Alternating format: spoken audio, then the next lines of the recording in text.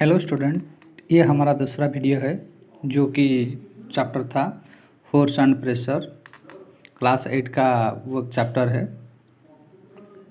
पहले वीडियो में हम ये पढ़े थे कि द फोर्स किसे कहते हैं, जिसे कि आप सब ने बहुत सारा व्यू दिया मेरे को। तो आज हम पढ़ेंगे फोर्स के और थोड़ा ज़्यादा पढ़ेंगे फोर्स के बारे में। एक्चुअली फोर्स होता क्या है? Force is an external agent capable of changing a body state of rest और मोशन।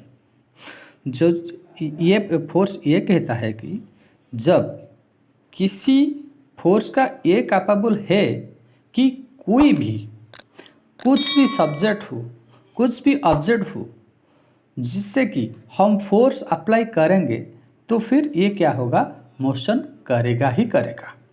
अगर मान लो ये एक ऑब्जेक्ट है,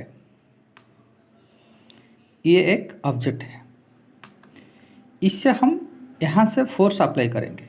कहाँ से? यहाँ से फोर्स अप्लाई करेंगे। तो फोर्स जब ये क्या है, ये रेस्ट में है।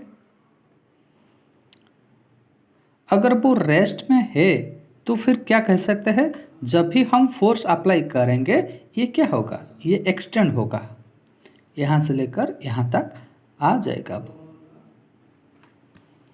तो इतना यहाँ से लेकर यहाँ फोर्स अप्लाई हुआ, ऑब्जेक्ट वहाँ था, तो फिर यहाँ से लेकर यहाँ तक का दूरी तय किया।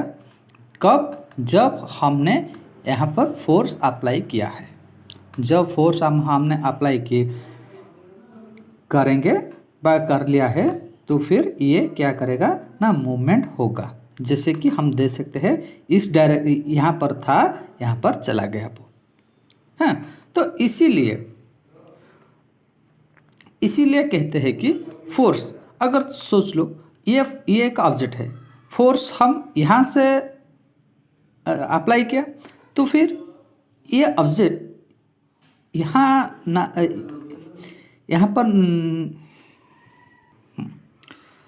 जब हम फोर्स इस ऑब्जेक्ट पर अप्लाई किया तो फिर वो ऑब्जेक्ट यहाँ भी आ सकता है था, वहाँ भी जा सकता था, लेकिन क्यों इस साइड क्यों गया वो?